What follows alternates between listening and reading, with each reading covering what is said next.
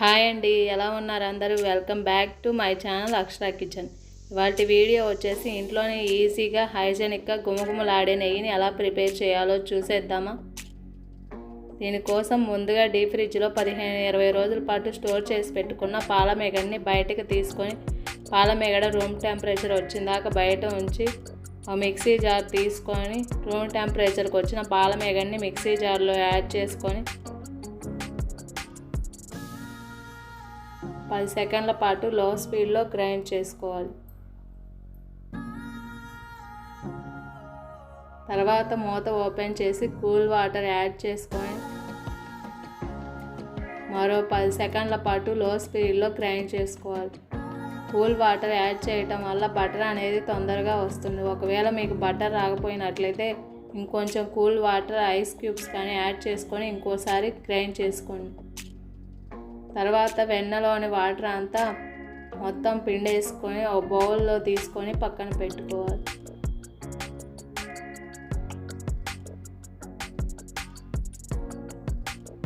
Next వెన్నని cool వాటర్తో 1-2 సార్లు శుభ్రంగా క్లీన్ చేసుకొని పక్కన పెట్టుకోవాలి.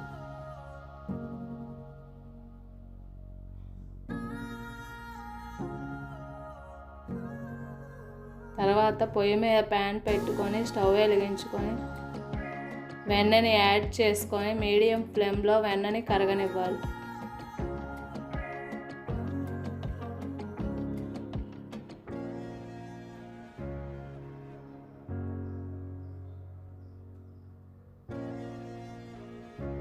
వెన్న కరిగాక ఫ్లేమ్ని లోకి అడ్జస్ట్ చేసుకొని 2 సెకండ్ల తర్వాత గరిటెతో కదుపుతూ కలర్ చేంజ్ అయ్యేంత వరకు వెన్నని కరగనివ్వాలి.